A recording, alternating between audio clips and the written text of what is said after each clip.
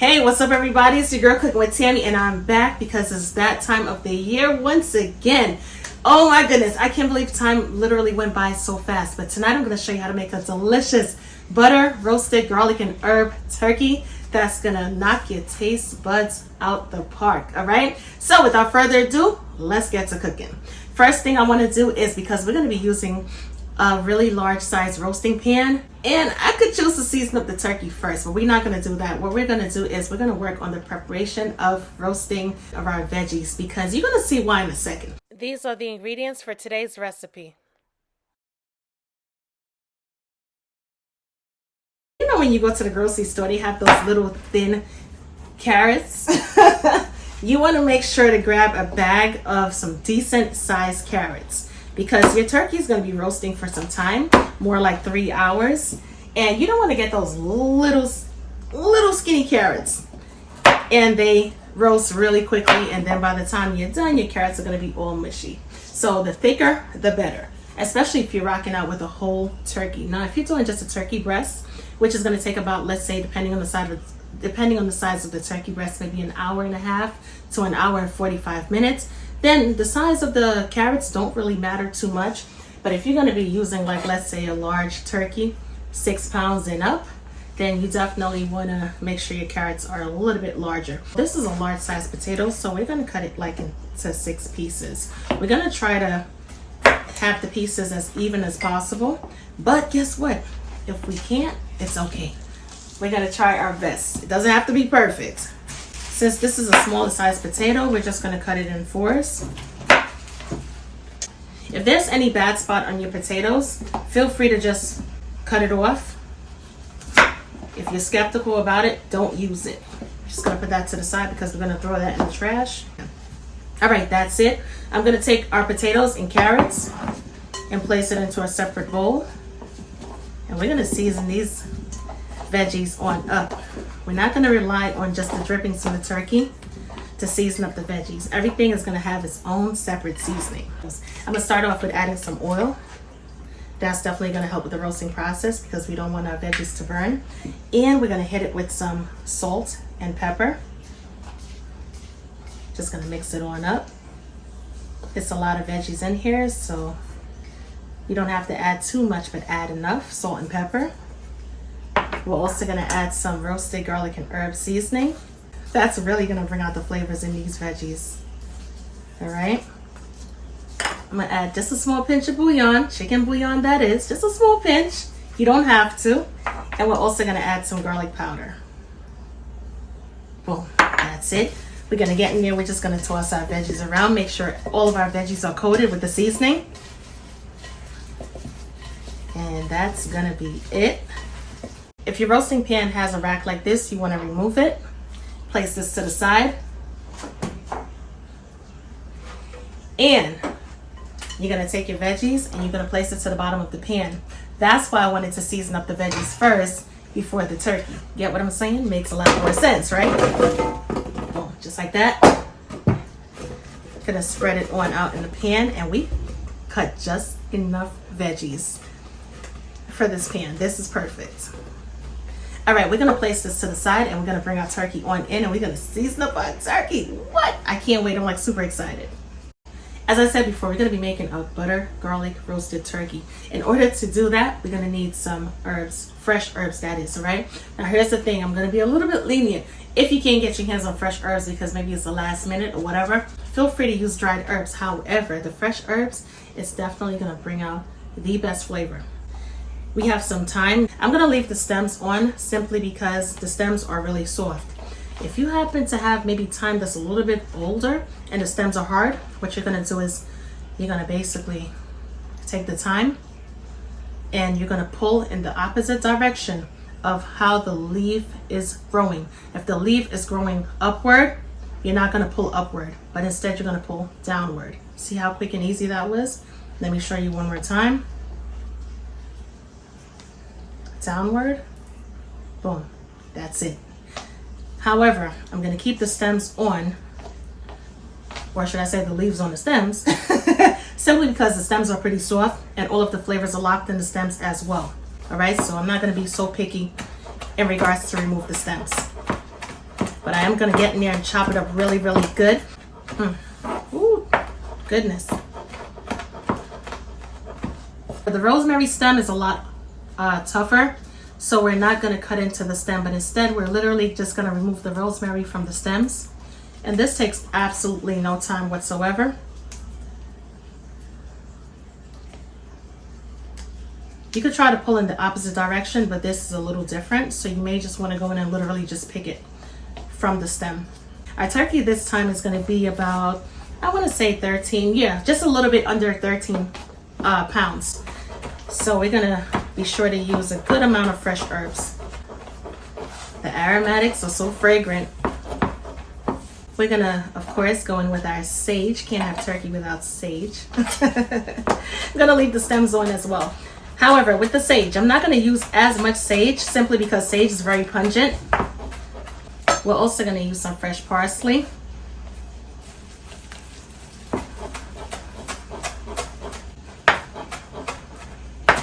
Same thing applies. I'm going to leave the stems on. However, if you want to remove the stems, you definitely can. Totally up to you and what you prefer. At this point in time, we're just going to combine everything, mix it together, and just get in there and rough chop it some more. Refine it and break it down even more. All right, my loves, this is great. I'm just gonna place everything to the side. We're also gonna chop some garlic. Now, I know it may seem like it's a ton of garlic that I'm gonna be using, but these garlic bulbs are really small and they come in like different sizes, different variation of sizes. In total, I want to say this is about 6 garlic cloves that I'm going to be using, about 5 to 6 when you really break it down, if you're using large sized garlic cloves. But if you have these little ones in here like I do, then you're going to seem like you're using a ton, but you're really not. All right, first thing you want to do is flatten this garlic out in order to release all of those flavors. And once it's nice and flat, it makes it so much easier to chop it on up, right? You don't have to chase the garlic all over the cutting board. The reason why I said everything should be fresh is because you just can't have it any other way, guys. You're gonna get all of the best flavor and all of the aromatics that's gonna bring everybody to the table. Invited and uninvited guests. If you use fresh seasoning. If I didn't mention before, we're gonna be making a compound butter. So it's important to use room temperature butter. Just before you get started with the cooking process, you want to take the butter out of the fridge. If you do store the butter in the fridge, take it out at least 30 minutes prior, maybe even 40 minutes. If you don't have enough time to take that butter out in advance, then you're going to pop it in the microwave. Not until it's totally melted, but you're going to pop it in the microwave, maybe about for like 15 seconds, depending on your microwave, and get it to be room temperature. Not melted, like I said, but room temperature. We're going to take all of our beautiful chopped herbs and spices, and we're just going to place it into the butter. We're going to take our chicken bouillon. Yes, we are. We're also going to take our roasted garlic and herb seasoning, add it to the butter as well. We're going to take a couple pinches of salt and ground black pepper, of course, and we're going to add it to the mix. All right, we're not going to add too much because we are using salted butter. However, if you decide to use unsalted butter, then only if you want to, right? You can add a little bit more salt to your compound butter. However, if you're not supposed to have salt, that's another situation. Don't add it. We're just going to stir this on up and combine it really good. Fold the seasonings in, not the seasonings, but fold the, well, actually, yes, fold the seasoning and the herbs into the butter. All right, this is it. Perfect. Did you see how easy it was to mold this butter and combine all of the ingredients with it? This is what you should have. It's supposed to look whipped, right? We're gonna take our roasting rack and we're gonna place it back into our roasting pan just like that. Perfect. We're gonna place our turkey into our roasting rack just like that. And we're gonna bring in that beautiful butter. We're gonna take a big old spoonful of that compound butter. Remember we raised the skin up earlier? Yes, we did. We're gonna take our spoon and we're just gonna slide it under the skin just like that. Take your hand, boom. Drop it off in there. And we're gonna do the same thing for the other side as well.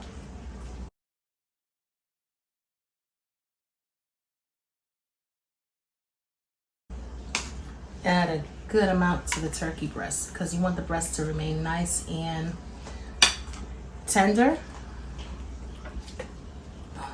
Just like that. Once you're done, you're gonna take your hand and you're gonna smush that butter while under the skin all over the turkey breast. From the inside, of course. We're not gonna get messy just yet. Maybe later. Perfect.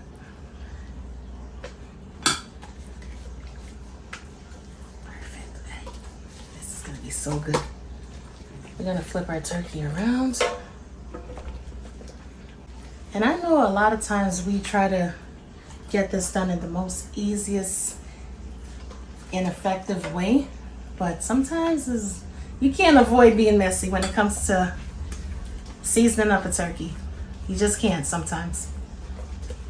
All right, so we got a good amount of that butter under the turkey breast, so that's a good thing. We're gonna flip it around. The pocket on this side is a little smaller, so I'm gonna go in with a smaller spoon. Perfect. Alrighty. And it's about that time. I think we have enough butter on the inside. So we are gonna season the outside of our turkey. I'm gonna stuff the cavity of the turkey with red apples, green apples, lemon, and oranges. It's gonna bring out the best flavors. We're just gonna start off with adding some of our apples and our oranges. Our lemon just literally flew in there. Gonna add some more oranges and some green apples as well. And of course, if you want to add an onion, you can definitely do that as well. All right. Now, usually I take the twine and I tie the legs together, right? This time around, the butterball turkey has like this pocket right here. So I'm just gonna take the easy route and stick those turkey legs into the pocket. We're gonna preheat our oven to 325 degrees Fahrenheit. And we're gonna place our turkey onto the middle rack. We're just gonna allow our turkey to slow roast for about, let's say, maybe about 2.5 to 3 hours. But most importantly, until the thickest part of the turkey reaches an internal temp of 165 degrees Fahrenheit. Usually the thickest part of the turkey is the turkey breast. The other thing is, it's really essential when roasting a turkey to have certain things on hand. You need not only a sharp knife, of course, but you need a thermometer along with a turkey baster. And I almost forgot, a turkey injector as well.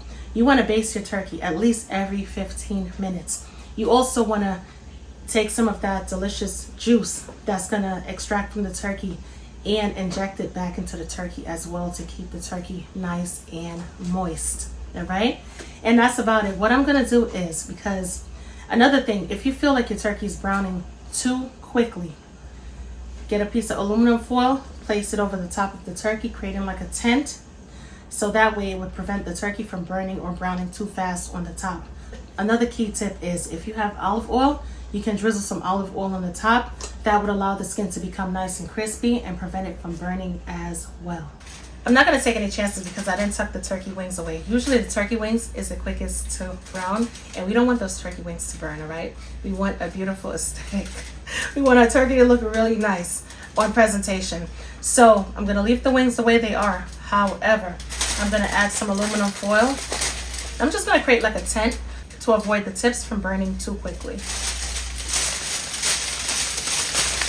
Make sure the aluminum foil does not touch the turkey. We're going to bake our turkey until it reaches an internal temp of 165 degrees Fahrenheit. Stick the thermometer in the thickest part of the turkey, and once it reads 165, turn that oven off. Now, what I like to do is I like to baste my turkey every 15 to every 30 minutes with the juices at the bottom of the pan. I also like to go in with my injector.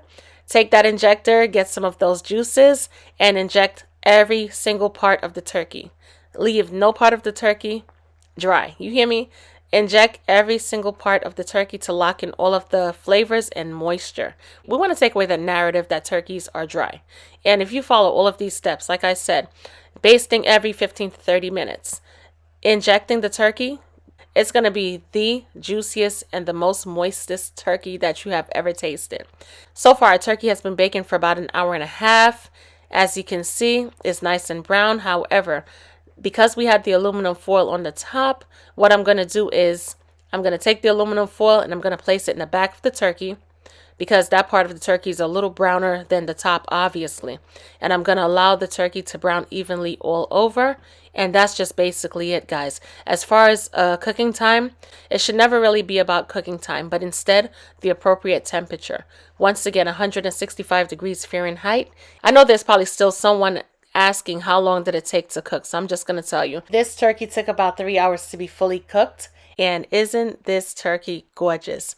I can guarantee you guys it came out so flavorful and so juicy. One final thing before I go. I know you're going to want to carve into this turkey, but you're going to have to allow this turkey to rest at least for an hour. I want to say more, but give it about an hour before you slice into it, and I can guarantee you it's going to be even better. You know I would never steer you wrong. As always, I'm your girl Cooking with Tammy, and I will definitely catch you in another video. Talk to you later. Bye, guys.